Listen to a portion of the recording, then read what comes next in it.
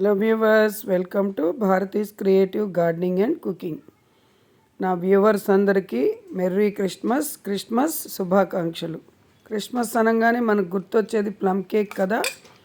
అది ఇంట్లోనే ఈజీగా చేసుకోవచ్చు. ఇట్లా ఆరెంజ్ జ్యూస్లో ఒక కప్పుడు ఆరెంజ్ జ్యూస్లో ఒక 5-6 రకాల నట్స్ ఇలా ఒక 8 గంటలు నానబెట్టుకోవాలి.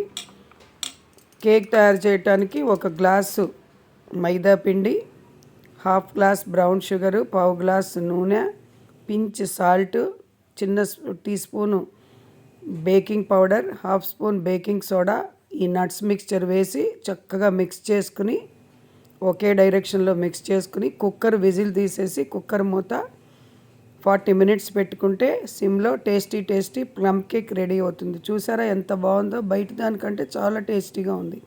మీరు చేసుకుని ఎలా వచ్చిందో కామెంట్ పెట్టండి. ఛానల్ లైక్ చేసి సబ్స్క్రైబ్ చేసుకుని చూడండి.